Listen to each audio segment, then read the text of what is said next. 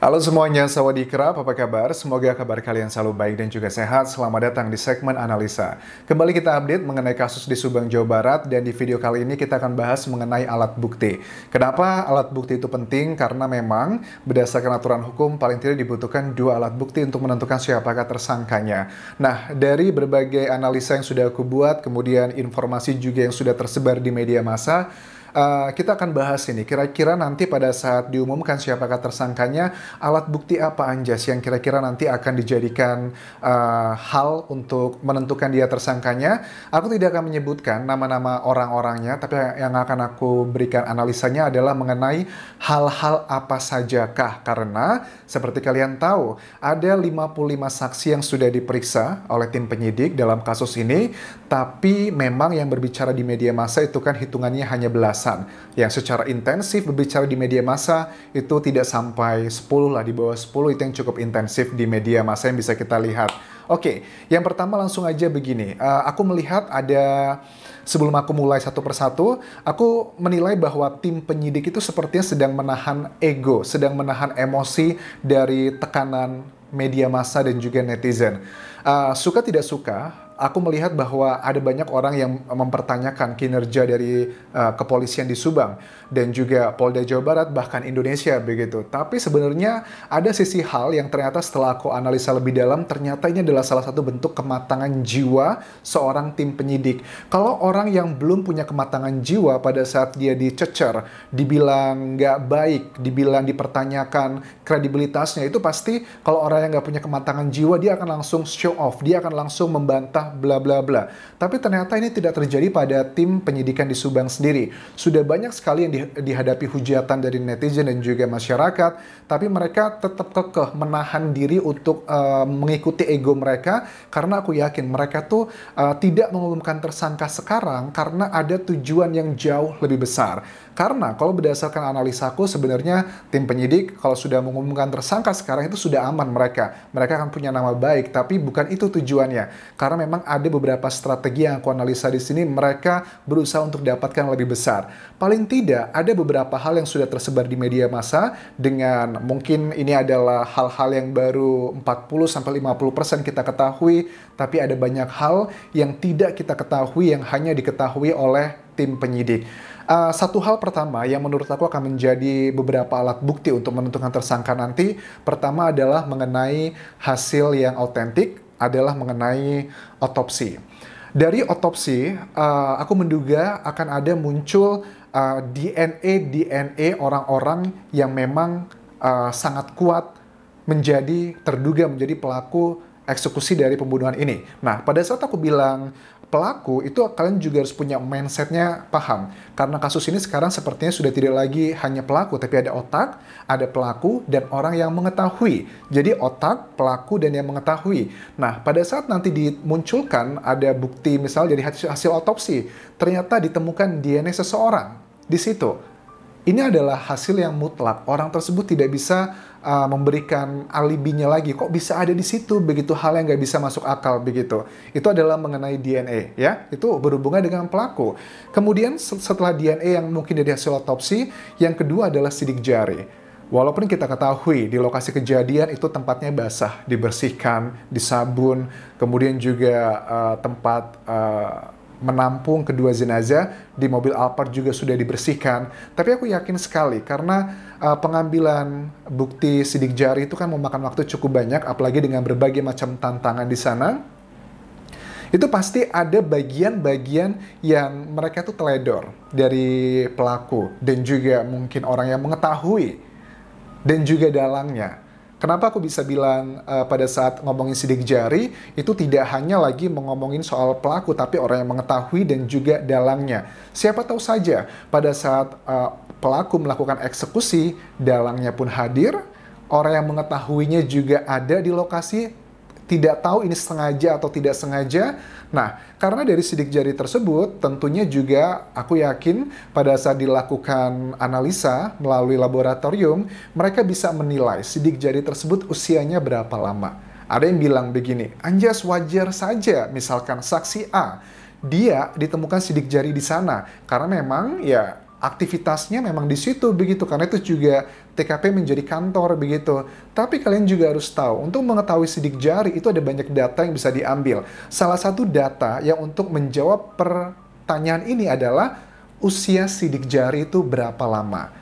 Kalian sudah paham kan ya, usia batu-batu lama, peninggalan kuno aja bisa diketahui berapa lama usianya, apalagi sidik jari manusia juga bisa diketahui berapa lama usianya. Setelah diketahui sidik jari tersebut berapa lama usianya, ada hitung-hitungan matematikanya, akan dicocokkan dengan data lainnya, misalnya dengan waktu kematian. Oh, ternyata ini usia sidik jarinya orang ini itu sama dengan waktu kematian. Ada apa ini? Berarti orang itu ada di lokasi pada saat sedang terjadinya pembunuhan.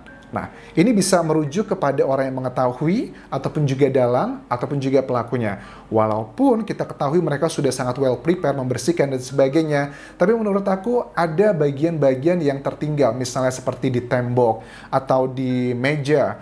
Hal-hal kecil itu mungkin mereka tidak sadar tertinggal di situ. Ataupun juga di mobil, walaupun cukup bersih mobilnya dibersihkan, tapi ternyata di sela-sela jok atau mungkin di bawah mobilnya atau di bagian-bagian tertentu masih meninggalkan sidik jari. Itulah yang membuat proses penyidikan ini lama, karena untuk teknisnya ya, walaupun kita bukan expert di bidang inafis, pada saat mereka mengambil jejak sidik jari, misalnya yang sangat kecil sekali. Kalau kita menempelkan sidik jari di kaca mobil, nepak begini kan gampang, tapi kan kalau itu nempelnya tidak sengaja, kan kecil sekali, makanya diberikan bubuk kimia, kemudian benar-benar sangat hati-hati secara teknis diambilnya, dan hal seperti itu membutuhkan waktu yang sangat panjang untuk melihat siapakah sidik jari tersebut. Setelah diketahui siapakah sidik jari tersebut, kemudian dicek berapa lamakah usia sidik jari tersebut.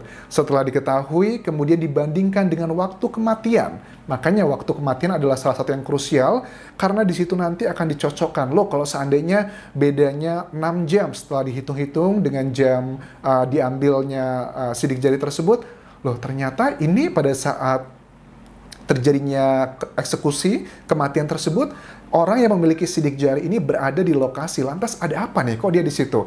Nah, di situ akan mulai dilanjutkan lagi dengan tim penyidiknya, mendalami lebih dalam. Nah, itu adalah yang pertama ya, mengenai DNA, otopsi, kemudian sidik jari, dan hal yang akan cukup memberatkan adalah tentang DNA juga mengenai puntung rokok. Nah, puntung rokok memang ada banyak merek di sana, tapi pada saat diketahui puntung rokok tersebut usianya berapa lama, kemudian dengan berbagai topik yang sudah aku bahas di sebelumnya mengenai puntung rokok, ini juga akan menjadi salah satu hal yang bisa dijadikan alat bukti. Itu kita kalau ngomongin data yang secara ilmiah ya. Data ilmiah itu sifatnya adalah kayak mutlak. Tapi kalau BAP, berita acara pemeriksaan yang merupakan verbatim dari para saksi, itu bisa, ya perdebatan. Ada yang bisa membuat ini menjadi, ya aku rasa tim penyidik tidak akan menjadikan BAP sebagai alat bukti, tapi BAP bisa menjadi salah satu bahan pertimbangan nanti di pengadilan pada saat hakim menentukan kira-kira inikah masuk akal atau tidak, dicocokkan dengan data-data kualitatifnya. Kualitatif itu berupa data-data yang sifatnya adalah tulisan, wawancara, verbatim, itu adalah kualitatif. Tapi kalau kuantitatif, data-data itu sifatnya yang bersifat adalah hitung-hitungan angka. Pastinya mereka punyalah secara kuantitatif bagaimana menganalisa sebuah kasus pembunuhan, pasti mereka ada, karena setiap metode pada saat mereka meneliti tidak ada yang sempurna. Kualitatif, kuantitatif, ada kelebihan dan kekurangannya masing-masing, makanya saling disinergikan. Oke, terus keterangan saksi yang berbeda-beda, ini juga ada dugaan bahwa ada banyak orang yang mengetahui kemudian berusaha melindungi. Makanya selalu aku bilang, kasus ini sekarang sepertinya sudah terbagi ke dalam 3 kelompok orang. Pertama adalah yang mengetahui, otak dan dalangnya, terakhir adalah pelakunya. Jadi ada 3 komponen, dan ini mungkin menjadi salah satu alasan kenapa tim penyidik tidak mau buru-buru menyatakan siapakah pelakunya, karena ingin dapat banyak orang. Karena ini nggak mungkin kerja hanya 1-2 orang saja, tidak mungkin, agak kecil kemungkinannya, karena aku juga tidak mau mendahului tim penyidik, tapi dari fakta-fakta yang berada, sepertinya ya tidak mungkin kalau 1 atau 2 orang saja, mungkin lebih dari situ. Nah, motif bukanlah hal yang mutlak. Motif itu bukanlah hal yang mutlak ya. Kalau sejumlah pakar forensik di bidang sejumlah pakar lah di bidang ini ya tentang kasus pembunuhan itu kan memang ada 3 motif ya pada umumnya. Asmara, harta, dan juga konflik sosial. Tapi motif tidak selalu linear, tapi memang ada hubungannya tentunya. Umumnya seperti itu. Kita lihat aja kasus-kasus di Indonesia. Tapi dari kesemua motif ini pun juga sudah memberikan guidance untuk dilakukan penyelidikan lebih dalam. Tapi menurut aku ada satu yang harus kita garis bawahi bahwa di awal-awal kasus ini muncul kan kemudian ada keterangan-keterangan dari sejumlah orang yang menyatakan bahwa korban ini memiliki permasalahan dengan orang A, B, C, dan D. Nah, takutnya itu adalah menjadi distorsi, menjadi bias. Jangan sampai karena memang orang itu memiliki permasalahan dan punya image buruk di masyarakat, justru malah mengaburkan masalah sebenarnya. Bisa aja orang yang punya masalah dengan korban tersebut, dia mengetahui tentang kejadian pembunuhan ini, tapi dia tidak terlibat.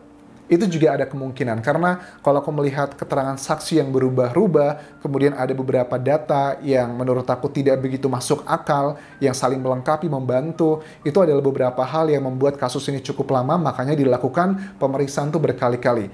Paling banyak memang Pak Yosep ya, sudah 15 atau 16 kali.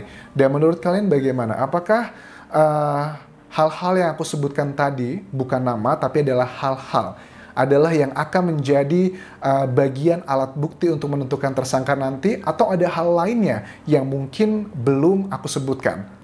Boleh tuliskan di kolom komentar ini apa pendapat kalian. Dan terakhir, terima kasih teman-teman yang sudah support channel YouTube ini. Komentar-komentar positif kalian adalah semangat aku untuk terus mengawal kasus Subang ini hingga tuntas nanti sampai ke pengadilan. Dan babak berikutnya tentunya akan jauh lebih sulit karena nanti pada saat sudah ditentukan siapakah tersangkanya, pasti tersangka juga tidak akan tinggal diam. Mereka akan menyiapkan berbagai macam senjata untuk melawan bukti-bukti yang sudah disiapkan dari tim penyidik. Kita nantikan seperti apa. Mudah-mudahan kasus ini bermanfaat bagi kita, bagaimana kita berpola pikir, melihat hal-hal yang faktual, fakta yang hanya tidak mengandalkan rasa suka dan tidak suka, atau ibaratnya itu adalah fanatisme terhadap sesuatu hal, tapi kita lebih rely kepada hal-hal yang lebih masuk akal, fakta, dan melihat hal-hal yang lebih ilmiah. Kita tidak bisa pungkiri bahwa setiap orang itu pasti punya kesukaan dengan A, B, C, D. Tapi kalau kita sudah bilang masalah kasus ini, hilangkanlah perasaan tersebut. Karena memang tujuan kita adalah untuk mencari tahu siapakah pelaku sebenarnya. Tapi kalau tujuan kita adalah hanya untuk memenangkan ego sendiri, mentang-mentang aku sudah membela A atau B, pokoknya apapun yang kulakukan, omonganku harus benar gitu. Itu kan bukan lagi membela kepentingan korban atau keadilan, tapi lebih membela ego kita sendiri gitu. Dan menurut aku salut dengan teman-teman penyidik karena sepertinya 3 bulan terakhir ini mereka seperti dipanas-panasi netizen, mendapatkan banyak hujatan, tapi mereka kuat egonya untuk menahan. Ya udahlah, biarkan aja lah, cepat atau lambat juga akan diumumkan siapakah tersangkanya. Dan menurut aku untuk menahan ego itu dibutuhkan kedewasaan dan juga kematangan. Tidak melulu mengenai kecerdasan intelektual, tapi adalah kecerdasan jiwa, kematangan jiwa. Kalau orang yang labil, dikritik dikit atau direndahkan dikit, dia akan langsung marah-marah atau langsung melakukan apapun agar orang yang merendahkan itu justru malah malu gitu. Tapi ini tidak terjadi pada tim penyidik ya. Walaupun ada dugaan di luar sana, jangan-jangan ada oknum yang bermain di kasus ini, ya harus dibuktikan. Kita lihat nanti seperti apakah kelanjutannya. Terima kasih sudah menonton. Sampai ketemu lagi di video berikutnya. Dan jangan lupa follow Instagramku di Anjas di Thailand. Dan terakhir, please subscribe channel YouTube ini. Kopun krab semuanya. Bye-bye.